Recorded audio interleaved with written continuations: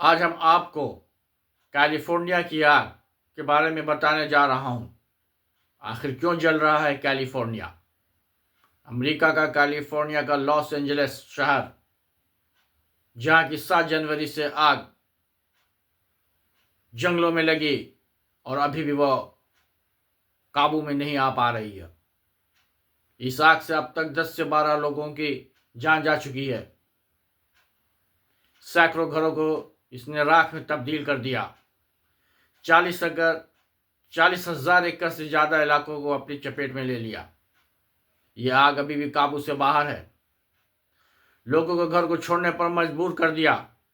Hollywood hills जैसे posh इलाकों में मशहूर हस्तियों का घर है, वहां भी आग अपना प्रकोप दिखाना शुरू कर दिया। सबसे बड़ी बात तो यह है कि 12 डिग्री टेम्परेचर फिर भी जल रहा है कैलिफोर्निया। आमतौर से जून से अक्टूबर के बीच फैलने वाली गर्मी जनवरी माह में इतनी भयानक कैसे हो गई, ये सोचनीय विषय है। फायर फाइटर की कोशिश के बावजूद इस पर नियंत्रण नहीं किया जा सका। आग का असर इतना भयानक है कि बीमा कंपनी इसे इतिहास की सबसे महंगी आग मान रही है। अनुमान है कि करीब 8 अरब डॉलर की संपत्ति जल चुकी है। आखिर कैलिफोर्निया क्यों जल रहा है और आग इतनी भयानक क्यों है? विशेषज्ञ इसे जलवायु परिवर्तन का संकट मान रहे हैं। इस वजह से आग की संभावना लगातार बढ़ती जा रही है। अब जलवायु परिवर्तन है क्या? जैसे कि हम जानते हैं कि हमारे वातावरण में कार्बन डाइऑक्साइड, ओजोन, क्लोरोफ्लोरोकार्बन, जलवाष्प, वेपर, ये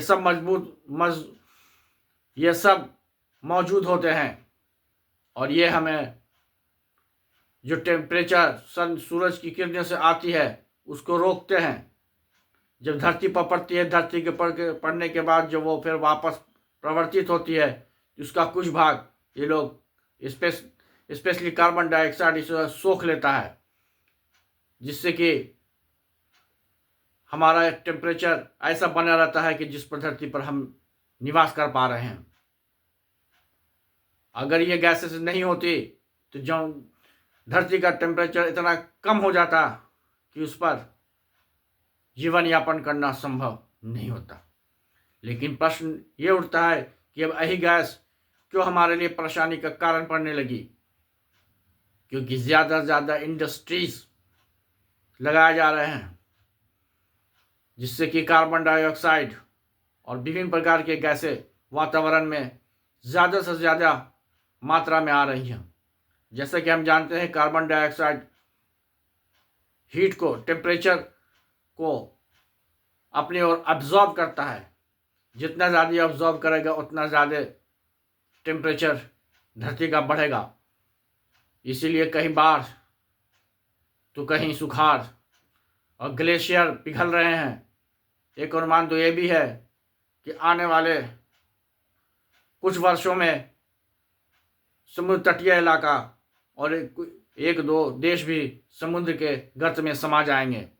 क्योंकि जिस तरह से ग्लेशियर पिघल रहा है, जिस तरह से ध्रुव पर बर्फ जो जमा हुआ था वो पिघल रहा है, वो कंटिन्यूसली ये समुद्र का पानी को, उसका लेवल को, उसकी सतह को बढ़ाता जा रहा है, जो कि हम लोगों के लिए एक अच्छी खबर नहीं है।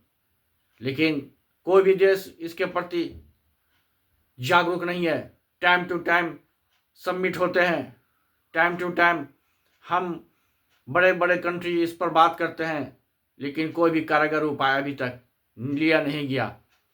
और यहाँ तक यह भी कहा जा सकता है कि कोई भी कंट्री अभी तक इसके ऊपर उतना संवेदनशील नहीं हुए जितना कि वो मीटिंग के लिए संवेदनशील होते हैं। साथ ही कुछ शहरों में लूटपाट की घटना भी हुई।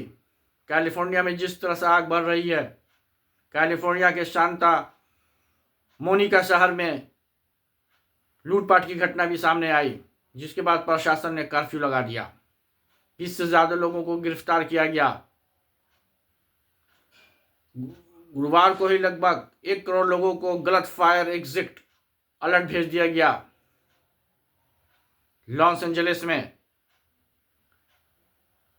जो गलत सूचना चली गई या गलत अलर्ट जो भेज दिया गया, इसके बारे में इमरजेंसी मैनेजमेंट के अधिकारियों का कहना है कि सेल फोन टावर में आग लग जाने के कारण ऐसी समस्या आई।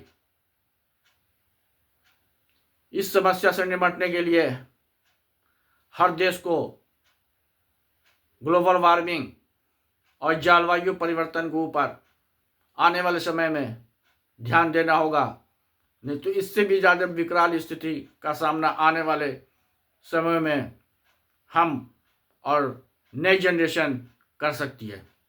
Thank you.